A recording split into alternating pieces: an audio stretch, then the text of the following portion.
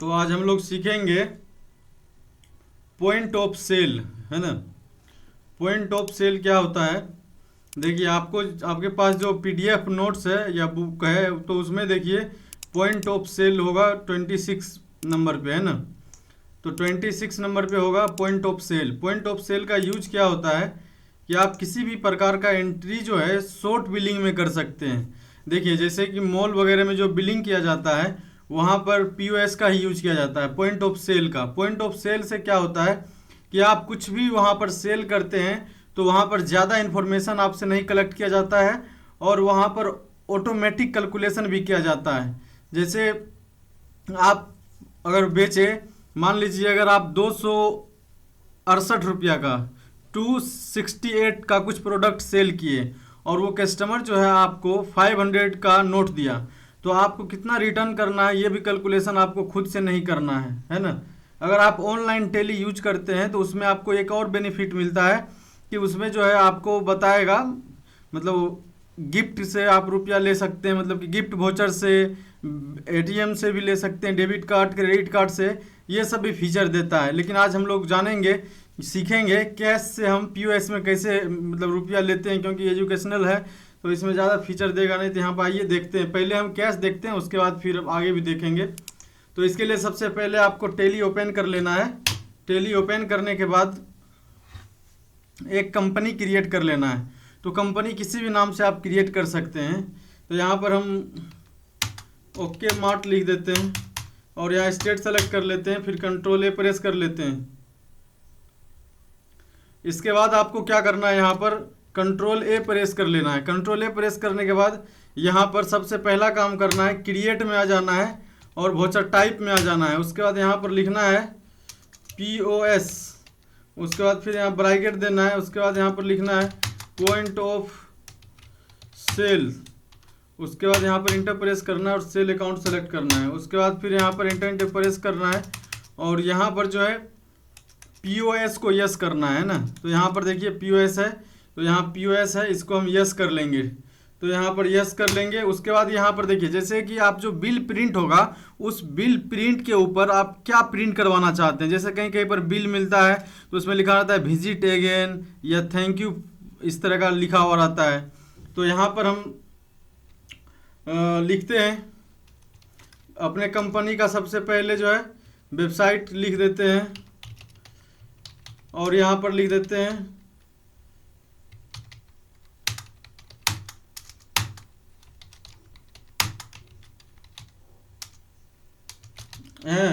इस तरीके से आप कुछ भी मैसेज टाइप कर दीजिएगा और एंटर प्रेस कर दीजिए।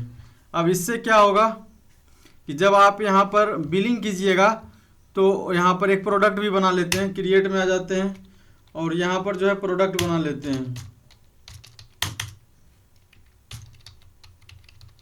उसके बाद यहाँ पर इंटर प्रेस कर देते हैं और यहाँ आकर के यूनिट भी बना लेते हैं और यहाँ कंट्रोल ए प्रेस कर लेते हैं। फिर से एक और प्रोडक्ट बना लेते हैं और यहाँ पर ग्रुप सेलेक्ट कर लेते हैं और यहाँ पर पीसीएस, फिर कंट्रोल ए प्रेस कर लेते हैं। इस तरीके से प्रोडक्ट बना लिए। प्रोडक्ट बनाने के बाद जो है आपको वोचर में आ जाना है। वोचर में आने के बाद F8 प्रेस करना है। जैसे F8 प्रेस करने से आपको पता है कि सेल वोचर ऑटोमेटिक आ जाता है ना। तो आप जैसे ही F8 प्रेस कीजिएगा तो सेल वोचर आ जाएगा। तो यहाँ पर आपको सेल नहीं सेलेक्ट करके पॉइंट ऑफ सेल सेलेक्ट करना है। उसके बाद देखिए यहाँ पर जैसे आप अगर पार्टी नेम नहीं भी देना चाहते हैं तो बिलिंग हो जाएगा। आपको बस इंटर प्रेस करना है और कहीं कुछ नहीं करना है, ठीक है। उसके बाद यहाँ पर आ जाना है और यहाँ पर क्रिएट पर यहाँ पर सेल का एक अकाउंट बना लेना है और यहाँ पर जो है सेल का आईडी बना लिए। उसके बाद यहाँ पर सेल अकाउंट सेलेक्ट कर लिए, कंट्रोल ए प्रेस कर लिए। उसके बाद यहाँ आकर के प्रोडक्ट सेलेक्ट कर लिए। इसमें एक और आपको सुविधा मिलता है, जब आप प्रोडक्ट सेलेक्ट करिएगा तो 1 पीस ऑटोमेटिक ले लेगा ये, ठीक है। तो आप चाहें तो यहाँ पर 5 पीस भी कर सकते हैं, 3 पीस भी कर सकते हैं, बट ये एक 1 पीस ऑटोमेटिक ले लेगा। उसके बाद आपको यहाँ पर रेट डालना है।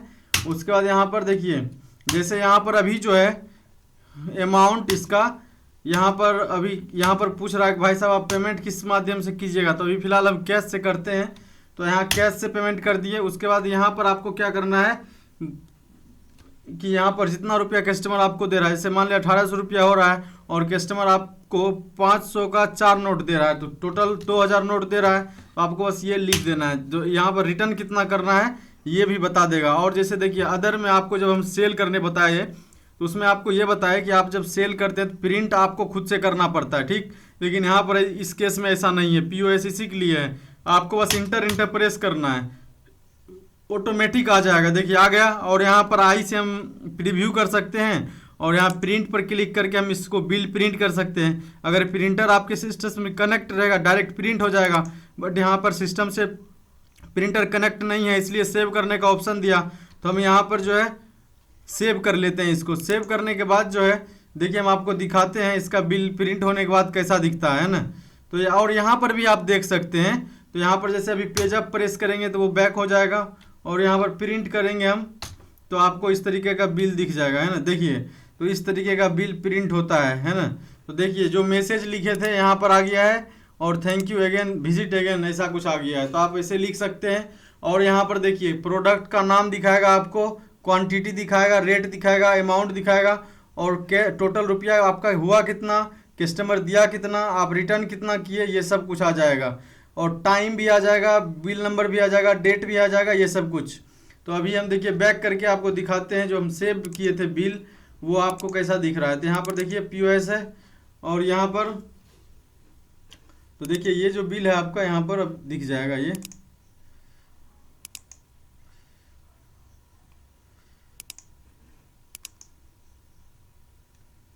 यहाँ पर देखिए अभी हम ओपन कर रहे हैं।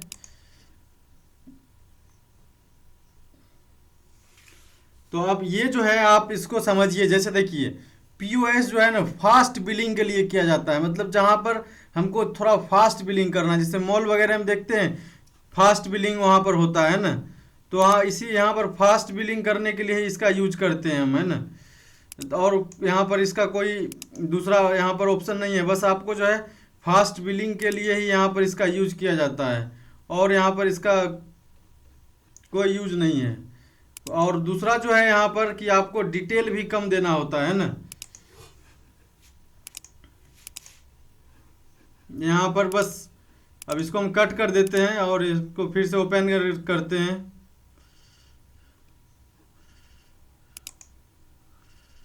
तो यहाँ पर जो भी यहाँ पर एप्लीकेशन है इससे हम इसको ओपन करते हैं।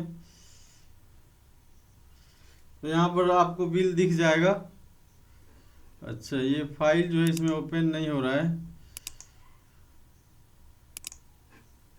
फिर से हम एक बार प्रिंट कर लेते हैं, ठीक है। तो यहाँ पर आ जाते हैं और इंटर प्रेस करते हैं तो ये प्रिंट करने का ऑप्शन दे ही देगा। तो हम यहाँ से प्रिंट कर लेते हैं और यहाँ पर देखिए प्रिंट पे करने से पहले हम कॉन्फ़िगरेशन पे आ जाते हैं और कॉन्फ़िगरेशन पे आने के बाद सबसे नीचे आपको जाना है, ठीक है। सबसे नीचे आने के बाद यहाँ पर देखिए यहाँ पर आकर के आपको PDF सेलेक्ट करना है। जैसे आप इस पर इंटर प्रेस कीजिएगा ना तो यहाँ पर ये PDF का ऑप्शन देगा, ठीक है। तो यहाँ पर आपको क्या करना है, इंटर प्रेस करना है और यहाँ पर PDF सेलेक्ट कर लेना है। उसके बाद यहाँ पर जो है नोट अप्लीकेबल करना है और यहाँ पर जो है अब हम इसको सेव कर देते हैं, ठीक है। तो यहाँ पर हम ओके कर देते हैं और यहाँ पर ओके कर देते हैं। अब देखिए ये जो है जो सेव होगा तो ये फाइल यहाँ से बैक करेंगे। अब बैक करने के बाद इसको हम प्रिंट करते हैं। प्रिंट करने के बाद यहाँ पर अब कुछ भी नाम दे करके इसको हम सेव कर लेते हैं। तो वो जो सेव हो गया था ना वो थोड़ा फाइल एरर हो गया था, XPS हो गया था वो विंडोज़ 7 के लिए, उसको भी हम ओपन कर सकते हैं, बदलना होगा आई लव PDF से। तो यहाँ देखिए बिल आ गया। तो इस तरीके से आप प्रिंट कर सकते हैं ना। तो अब अगले क्लास में हम लोग सीखेंगे कि POS के अंदर जो है पेमेंट करने के लिए जैसे क्रेडिट कार्ड, डेबिट कार्ड वगैरह का कैसे यूज कर सकते हैं। तो आज के लिए इतना ही, अब अगले एपिसोड में मिलते हैं।